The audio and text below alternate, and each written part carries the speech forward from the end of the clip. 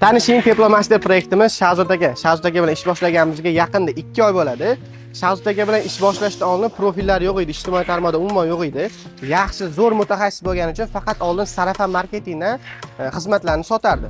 Yana ham katta sotuv qilmoqchi, yana ham katta natijaga erishmoqchi bo'lgani uchun blog boshladi va blogda 2 oyda qanaqa natijalar bo'ldiki, o'zingiz qisqacha gapirib bering. 1 oy 8 kun to'g'risini aytadigan bo'lsak, ish boshlaganimizga bu noyabr oylarida bizda o'sha sezon to'xtirdi. Bizda bahordan keyin sezonimiz boshlaydi. Mana shu men ijtimoiy tarmoq o'sha Instagramga chiqishni boshlaganimdan keyin noyabr oyida o'zida bizga kelgan o'rtacha zakazlar smetasi bu где-то 600 milliondan 700 milliongacha. Faqat ijtimoiy tarmoqlar orqali. Ijtimoiy tarmoqlar orqali o'zi faqat. Bilmayman, bahorda bu оборот yana ham milliarddan oshadi deb o'ylayman. Rostdan shunaqa bo'layotgan narsa, o'zim hayron qoldim bu narsaga, to'g'risini aytaman. Kutmagan edim bunaqa rezultatni. Ijtimoiy tarmoqda Umuman o'ylamagan edim bunaqa narsani, to'g'risi bor-ku. Shahzod akani A holatda endi marketing bo'yicha hisoblaydigan bo'lsak, oldin ijtimoiy tarmoqlar yo'q, 0 bo'lgan. B nuqtasi hozir 1 oy 8 kun ichida 600 millionga yetdi. Ishimizdan rozimisiz aka? Конечно, roziman. Sizlar mendan rozi bo'lsanglar bo'ldi, aka.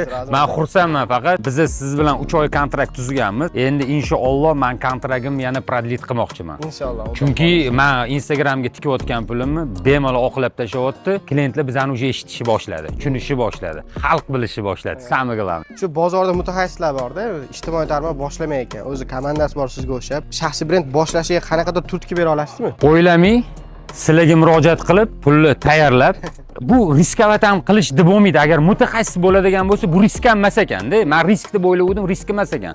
Dohodni, misol uchun 30% da olib yurgan bo'lsak, Instagram o'sha 30% dohodni 100% ga chiqara olar ekan.